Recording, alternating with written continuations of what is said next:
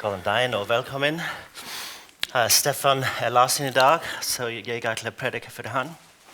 En á ensku I dag, en kanskje efter 2 veckor, jeg ætla at komme tilbage og prædike á islensku. Vi ser om til. Okay, let's pray. Vi skulum bede. Father, we pray that our lives will be shaped by your words. Faðir, við biðjum þess að líf okkar mættu mótast af orði þínu. That your Holy Spirit will give us the power for this change. Að þín heilagi andi mætti veita okkur mátt eða afl til þessara breytinga. Because the greatest desire in our hearts Því okkar mesta löngun í hjörtum okkar is to honor Jesus Christ. Að heiðra Jesú Krist. We pray in his name. Við biðjum í hans nafni. Amen. Amen. Maybe it's, well, I'm not going to say it's good that Stefan is sick. Kannski það lána að Stefán lasinn, segi það nú kannski ekki alveg. But a little later on, I'm going to do a series on the image of God. En eftir nokkur tíma þá ætla ég að gera svona röð predikana ímynd Guðs. And perhaps this will set some of the foundation for that later. Og kannski setur þetta aðeins grunninn fyrir það sem kemur seinna. In his book, well, no, what I'm going to share actually today is a summary of a lot of things that I've been studying and learning about over the last few years. Það sem ég ætla að deila með ykkur í dag svona kannski samantekt af því sem ég hef verið að rannsaka og læra undanfarin ár. I touched on this when I came for a weekend a few years ago. Ég snerti aðeins á þessu þegar ég kom hérna eina helgi fyrir nokkrum árum síðan. And then I pulled it together last year for an article in Ministry Magazine, a magazine for pastors. Og svo dró ég þetta saman í grein sem birtist í tímaritinu Ministry, sem tímarit fyrir presta. And perhaps the core idea here og kjarnahugmyndin hér is something that is very, very influential in shaping the way I think about ministry and my own life. Hefur haft mjög mikil áhrif á að móta það hvernig ég hugsa þjónustu eða preststörf í lífi mínu. In his book A Search for Excellence, í bók sinni Leitin að excellence. Já, ég veit ekki hvernig best að þýða það. In a book. Í bók stendur. The authors say this. Þá segir höfundurinn. We desperately need meaning for our lives. Við þurfum nauðsynlega á tilgangi að halda í lífum okkar. And will sacrifice og við fórnum a great deal mjög miklu to institutions who will provide that meaning. Til stofnana sem að veita okkur þann tilgang. The question for us to consider in general is, where do you have meaning in your life? Spurningin sem við þurfum að velta fyrir okkur í grundvallaratriðum þessi, hefur þú tilgang með lífiðinu? And where does that meaning come from? Og hvaðan kemur sá tilgangur? Often the temptation is to think that our meaning comes from our job. Oft freistingin svo að tilgangurinn komi frá einhverju starfi. We greet each other for the first time and we say, so what do you do? Við heilsum fólki og hittum það í fyrsta sinn og svo spyrjum við hvað gerir þú? And I've thought a lot about this for myself. Og ég hef hugsað töluvert þetta svona fyrir mig sjálfan. And is there a meaning which actually transcends what we do in our everyday occupations? Og einhver aðri tilgangur sem að í rauninni smittar út og mótar það sem við gerum dagstælega? A few years ago I watched a TED talk by a man called Simon Sinek. Fyrir nokkrum árum horfði ég á svona TED fyrirlestur á netinu með manni sem heitir Simon Sinek. And he wrote a book called Start with Why. Og hann skrifaði bók sem heitir Byrjaðu með hvers vegna. And his thesis is very simple. Og kenning hans mjög einföld. That people will be loyal to an organization að fólk það mjög trúfast ákveðnum stofnunum they will even part with their money og það mun jafnvel skilja af peninga sína if that organization helps them to answer the question why. ef að þessi stofnun getur svara spurningunni hvers vegna. In his presentation, he drew 3 circles inside of each other. Og í fyrirlestrunum þá teknaði svona 3 hringi innan hvers annars. In the middle of the circles, he wrote the word why. Og í miðju hringjana skrifaði hann hvers vegna. In the next circle out, he wrote how. Og í næsta hring skrifaði hann hvernig. And in the outer circle, he wrote what. Og í ysta hringnum skrifaði hann hvað. And he suggested that organizations are very often answer the questions what and how most of the time. Og hann sagði að stofnanir þær svari mjög oft spurningunum hvað og hvernig. But very few organizations answer the question why. En mjög fáar stofnanir eða fyrirtæki svara spurningunni hvers vegna. And this is really important because why is what gives us meaning. En þetta mjög mikilvægt því að hvers vegna það sem gefur okkur tilgang. Give you an example. Ég skal gefa ykkur dæmi. Through the history of the sales of computers. Ef við lítum á sögu tölvu sölu. When PC manufacturers have sold the computer, they've sold it on the basis of what? Þegar að framleiðendur einmenningstölva seldu þær, þá var það á grundvellurum hvað? What is the size of the processor? Hver stærð örgjörvans? How big is the hard drive? Hver stórt hérna drifið? You'll have a list of specifications. Og það var fullt af skilgreiningum og hérna lýsingum á innihaldi tölvunar. Which explains what the computer is able to do. Sem að útskýrði hvað tölvan var fær að gera. By complete contrast. En í algjöru andstöðu Apple computers þá varðandi Apple tölvur has a completely different approach. Þá hafa þeir haft allt aðra nálgun. They actually teach their sales staff not to sell computers. Þeir kenna sölumönnum sínum í rauninni að selja ekki tölvur. They teach them how to solve people's problems. Þeir kenna þeim að leysa vandamál fólks. So I walk into a store. Svo þú gengur inn í búð. And they want to know what is the problem that I have. Og þeir vilja vita hvert vandamáli sem ég that they're going to help me with. Sem þeir ætla að aðstoða mig við. So let's just say I have a problem with finding the photos all over my computer, all over my hard drive. Svo ég á kannski vandræði með að finna myndirnar mínar út allan harðadisk. Okay, how then are we going to solve that problem? Svo hvernig ætlum við að leysa það vandamál? And they might show me a piece of software that shows how you can pull those photos together. Og þeir sýna mér kannski eitthvað forrit sem að hjálpa mér eða auðvelda mér að draga allar þessar myndir saman á eitt stað. Finally, the question is what? What computer do I need to be able to run that program? Og að lokum spurningin hvað? Hvernig, hvers konar tölvu þarf við til að gera þetta? When an organization is able to solve the question of why.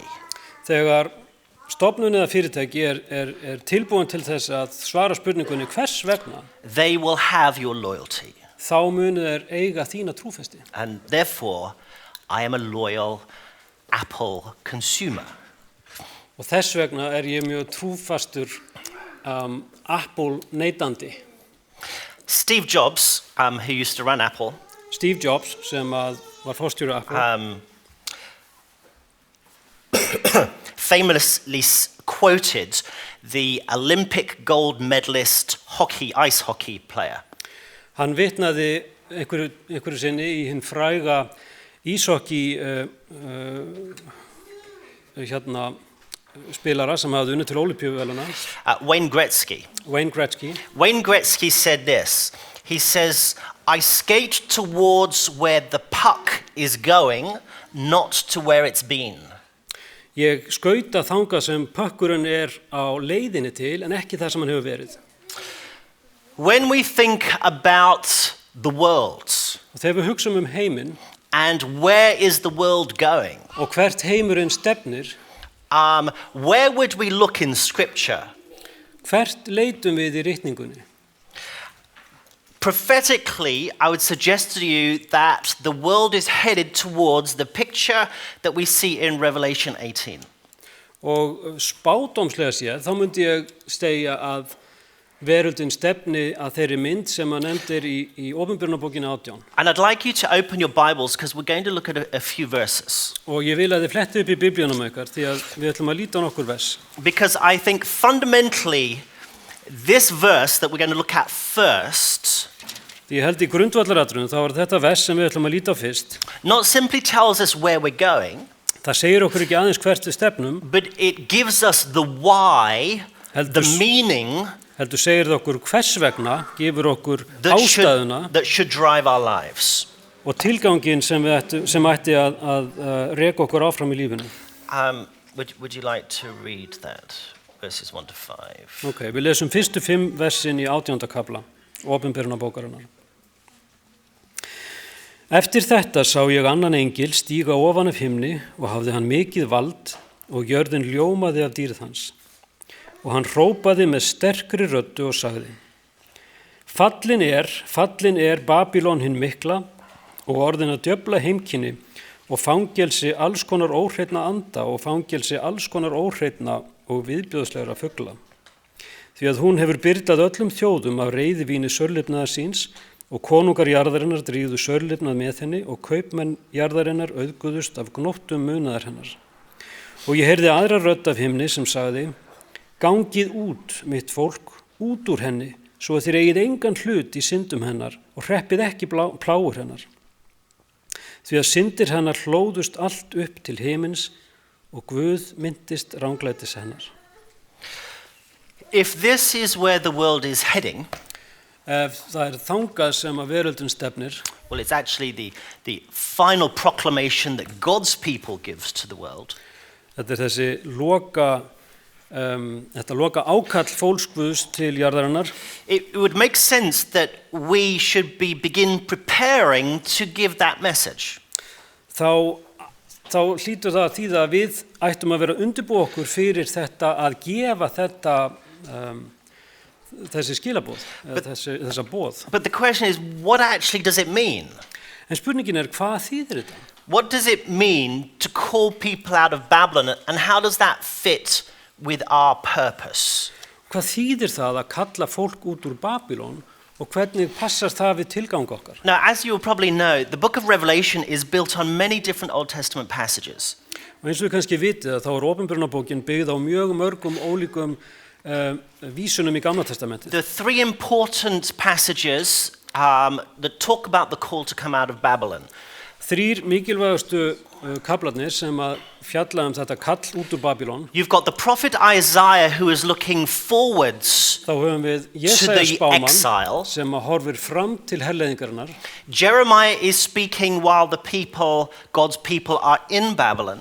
Jeremía, hann talar þegar að Guðs fólk er í Babylon. And Zechariah talks about coming out of Babylon after God's people have left.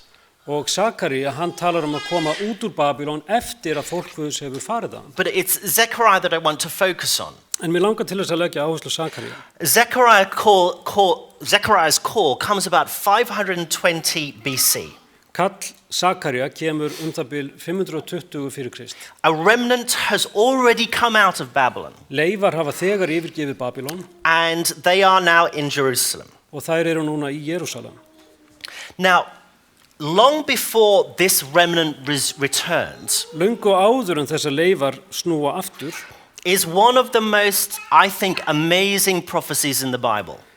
Kemur einhver stórkostlegasti spádómur ritningarinnar fram. And it's found in Isaiah 44. Og hann finnst í Jesaja 44. kafla. 100 years 100 árum before the Persian king Cyrus is born, 100 árum áður en Persakonungurinn Kýrus fæddur, Cyrus's name is written down by the prophet Isaiah. Þá ritar Jesaja spámaður nafn Kýrusar. And he is identified by God as the one who is going to call or permit a remnant to leave Babylon. Og hann nefndur af Guði sem sá sem mun leifunum að yfirgefa Babylon. Not for any particular reason, not for no reason at all. Og það ekki af neinni sérstakri ástæðu. The reason he is going to allow a remnant to leave is for the explicit purpose of rebuilding the temple in Jerusalem.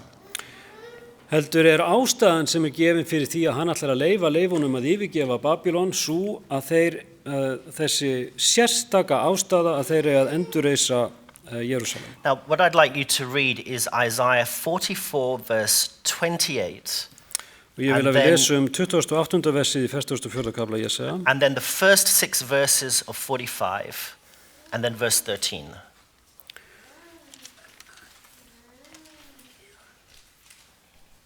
Yeah, 1 to 6 and 13. Okay.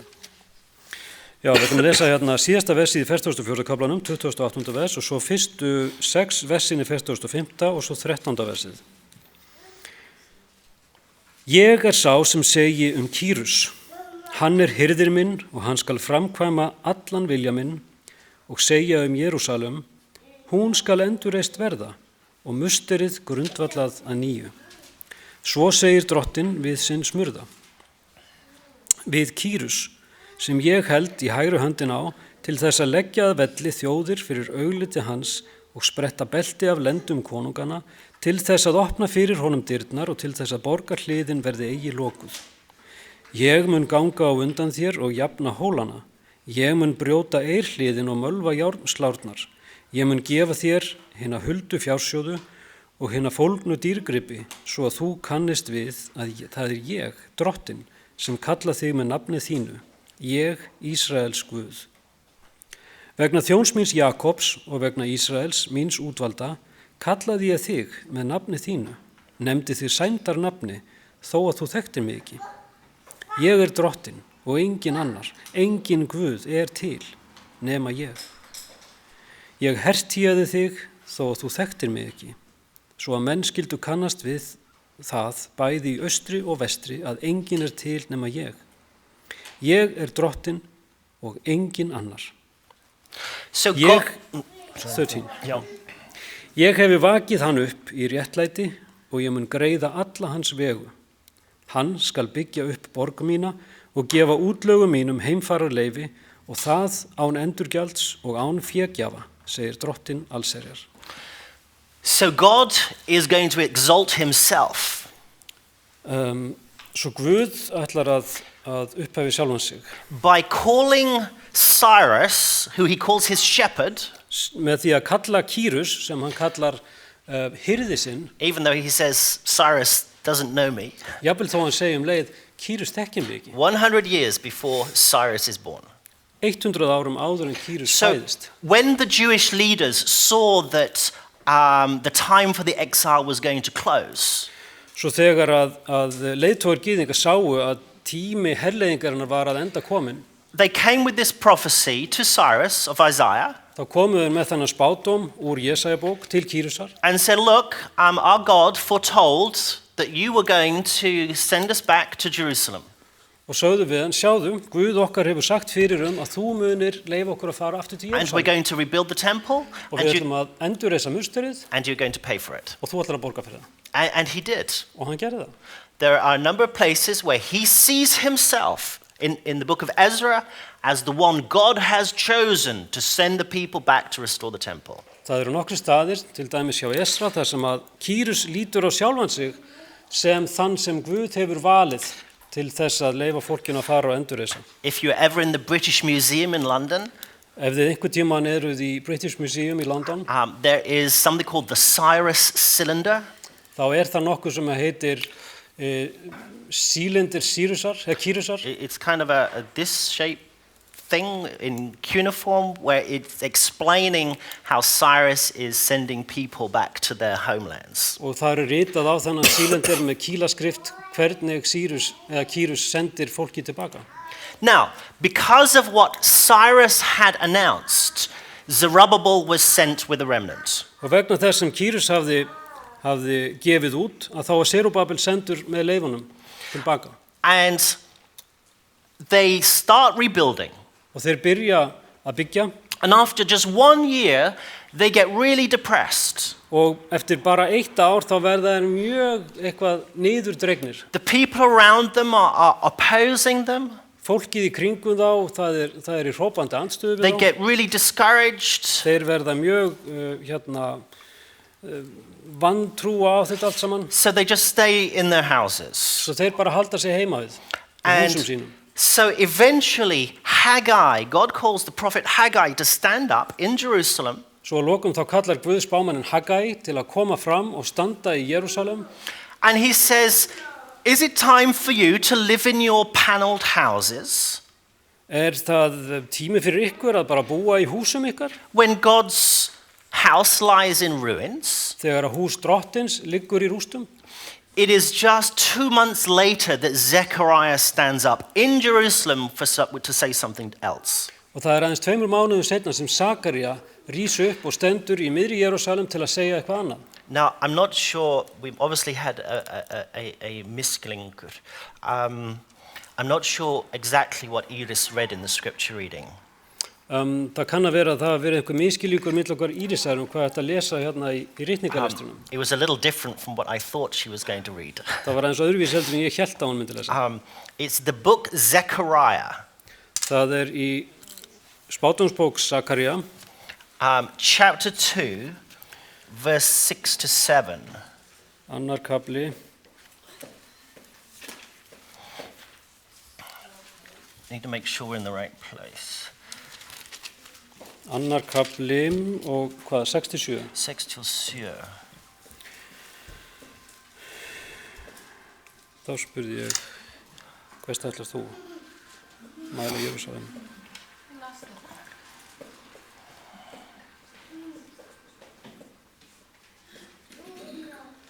You got another Bible?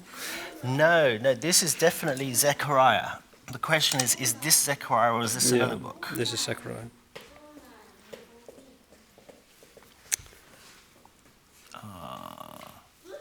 Verse 10.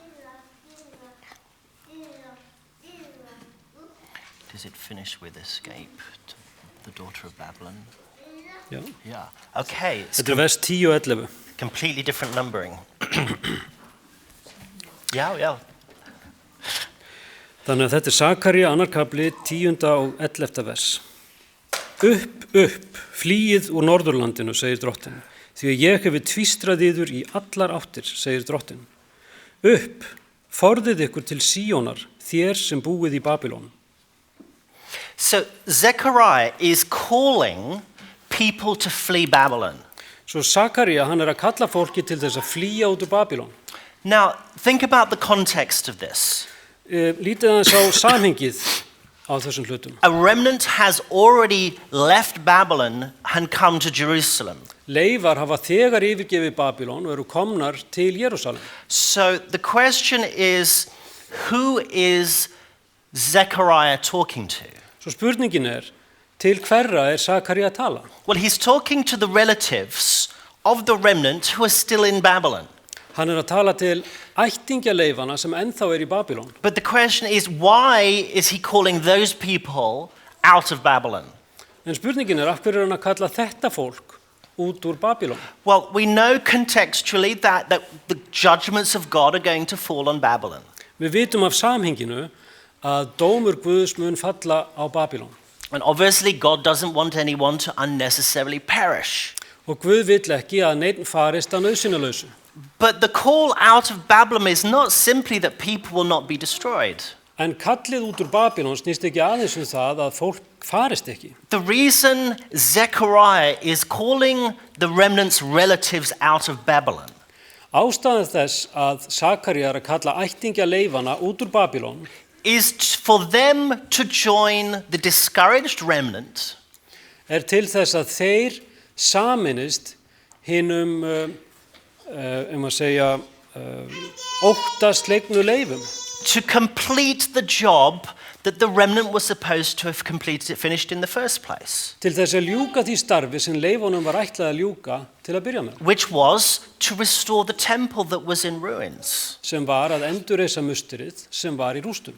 So the call of Zechariah Svo ákall Sakaría was for the specific purpose of not simply coming out of somewhere, but of coming into somewhere. Svo það snýrist ekki bara það að fara út úr einhverju, heldur inn í eitthvað ákveðið. And the reason you were coming in Og ástæða þess að þú ert að koma inn was to rebuild the temple. var til þess að endurreisa musterið.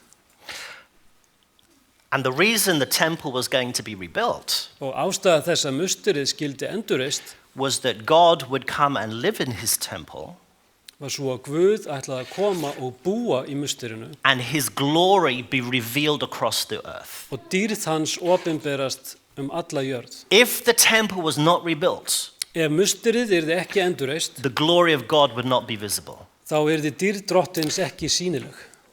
Now, when we come into the New Testament, Og þegar við komum inn í Nýja testamentið, the different Bible authors, and particularly Paul, picks up this temple imagery. þá eru það ólíkir höfundar í Biblíunu og sérstaklega Páll sem að dregur fram þessa mynd af helgidóminum. In Corinthians, in a couple places, Paul says things like this. Á nokkrum stöðum í Korintubrefinu þá segir Páll hluti eins og þessa. Don't you know that you yourselves are the temple of the Holy Spirit? Vitið ekki að þið sjálfur eru musteri heilags anda? And then this is a little later, he says, do you not know that your body is a temple for the Holy Spirit? Og nokkru síðar segir hann, vitið þið ekki að líkamir ykkar eru musteri heilags anda? He's talking in the context of people abusing their bodies sexually with sexual impurity. Og hann talar þetta í því samhengi að fólk að smána líkamir sína á kynferðislegan hátt. And he's calling them to sexual purity. Og hann kallar þá til kynferðislegs hreinleika. A little later, Og nokkru síðar, he says, the reason you should come and be pure ástæða þess að þið ættu að koma og vera hreinir is because, quote, you are the temple of the living God. svo að þið eru musteri hins lifandi Guðs. Human beings Manneskjur and God's church og kirkja Guðs are the temple through which God has chosen to reveal his glory. það musteri sem að Guð hefur valið að opinbera dýrð sína. But when those temples have been broken En þegar þessi musteri hafa verið brotin and disfigured, og umbreytt, the glory of God cannot be visible at all. þá getur dýrð ekki verið sýnileg yfirleitt. Now, what we will look at in the later series Og við munum kíkja á það í seinna, is this concept of the image of God. það þetta hugtak ímynd Guðs. Because when we talk about broken people, Því þegar við tölum brotnar sálir eða brotið fólk, it is the image of God in people that has been broken and disfigured by sin. þá það þessi ímynd Guðs í fólki sem að hefur verið brotin og umbreytt vegna syndarinnar. So, in summary, Svo til að draga það saman, I'm suggesting that the call to come out of Babylon that is given in Revelation 18 svo kallið til þess að koma út úr Babylon sem gefið í Opinberunarbókin 18. kafla, which is the very last message that is given prophetically to the world, sem hið síðasta eða hinn síðustu skilaboð sem að spádómslega eru gefin heiminum, is a call for people to join the ranks of the remnant eru skilaboð til þess að hvetja fólki til að koma út úr Babylon til þess að sameinast leifunum, that the remnant can reclaim its primary purpose. svo leifarnar geti gert tilkall til þessa grundvallar tilgangsins To restore broken people að endurreisa brotið fólk back into the image of God, til ímyndar Guðs, that God's glory may be vibrantly visible in the earth. svo að dýrð Guðs mætti vera gerð lifandi og sýnileg heiminum. I would suggest to you Ég legg til that this is the greatest possible purpose a human being can have. Að þetta sé, eða ég held því fram að þetta sé einhver stærsti og mikilvægasti tilgangur sem nokkur manneska getur haft. To partner with God, Að samstarfa með Guði to restore broken people, til þess að endurreisa brotið fólk, that God will reveal his own glory through them. svo Guð geti endurvarpað dýrð sinni í gegnum þau. Now, in this context, I want to suggest 4 challenges for us. Og í þessu samhengi langar mig til að leggja til 4 áskoranir fyrir okkur. Firstly, a theological challenge. Í fyrsta lagi guðfræðilega áskorun. The challenge is for us to, for me as an individual, to enter into God's purposes, to be restored in the image of God. Í fyrsta lagi að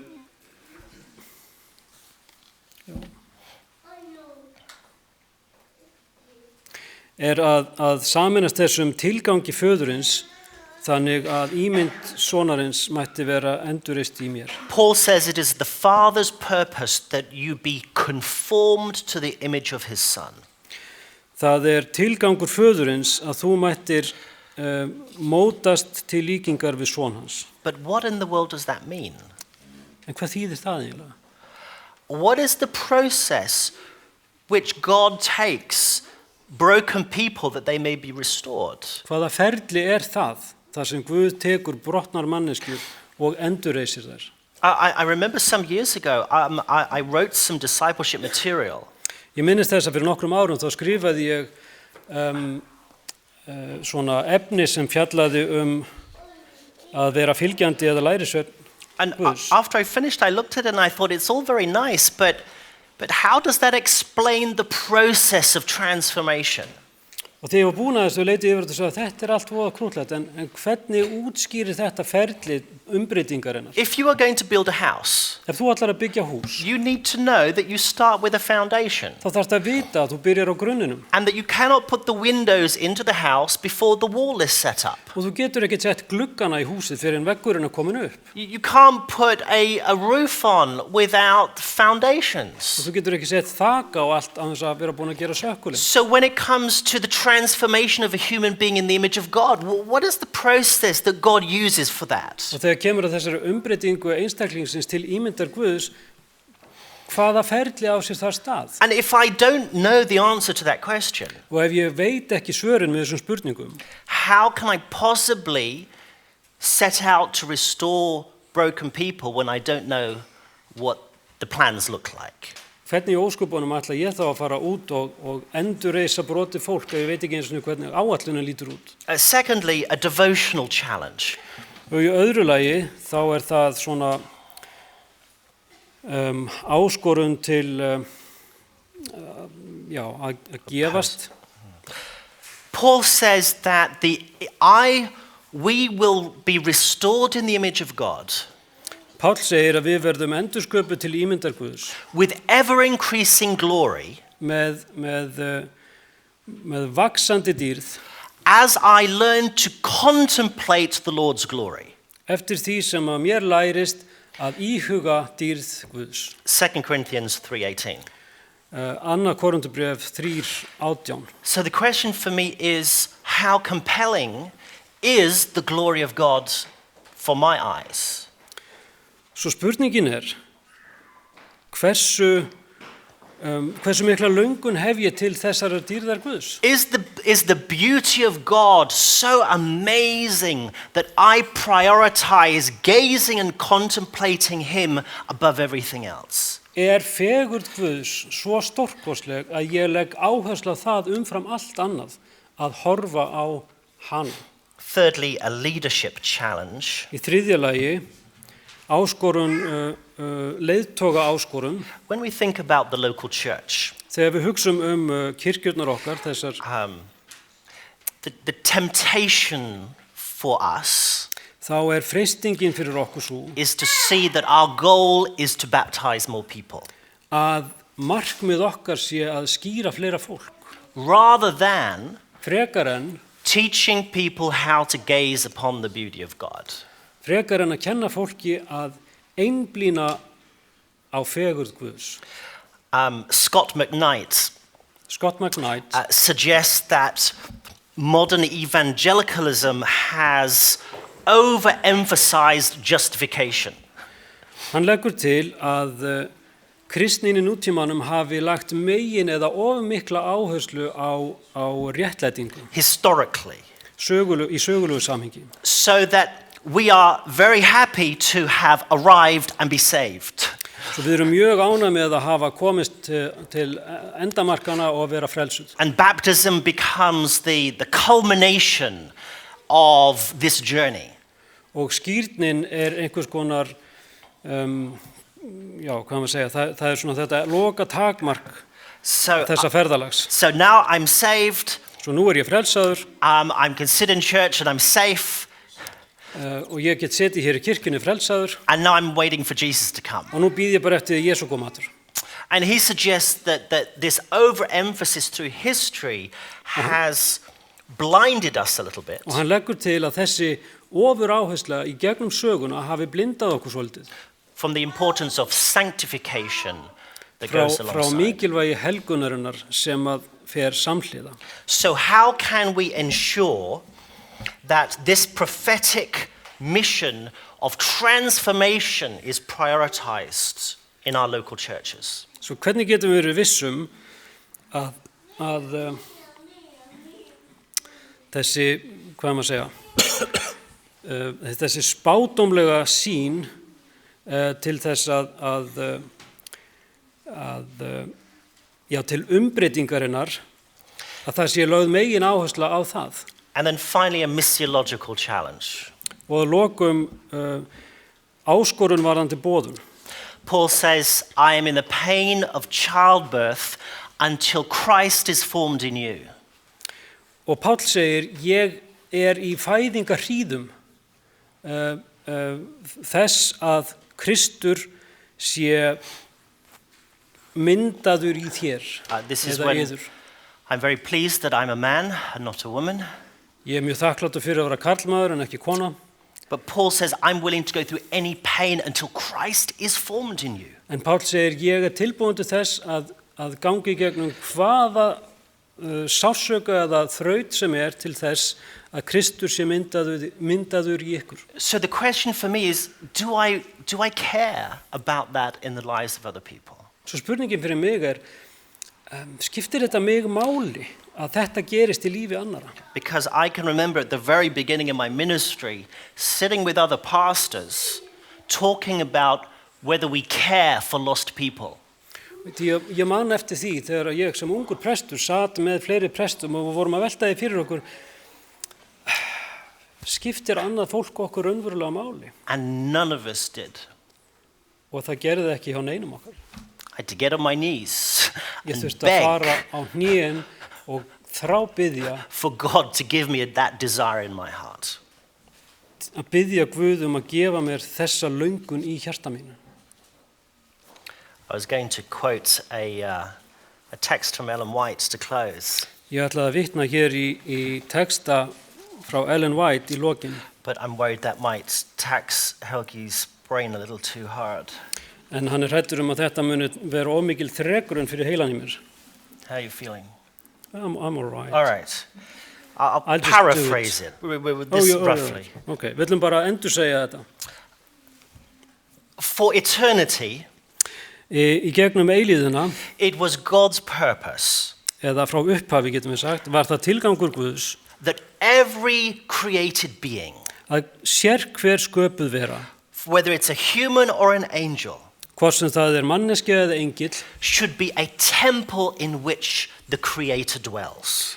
ætti að vera eða skildi vera musteri sem að skaparinn gæti dvalið í. But because of sin, En vegna syndarinnar, the heart of man no longer reveals the glory of God. þá endurspeglar hjarta mannsins ekki á neinn hátt lengur dýrð Guðs. But because of the coming of Christ, En vegna komu Krists, the purpose of heaven is fulfilled.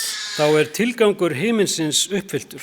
God lives in us, Guð lifir í okkur and therefore the heart of man Og þess vegna hjarta mannsins once again becomes his temple. aftur eða á nýjan leik orðið musteri hans. My hope for myself Von mín fyrir mig sjálfan and for us all as Christians og fyrir okkur öll sem kristnir einstaklingar is that we can have that drive að við getum haft þessa hvöt of calling people into a community, að kalla fólk inn í samfélag, a community that is known samfélag sem þekkt as a community devoted to restoring broken people back into the image of sem God. samfélag sem hefur lagt sig allt fram til að endurreisa brotnar manneskjur til samfélags og líkingar við Guð. Let's pray. Við skulum biðja.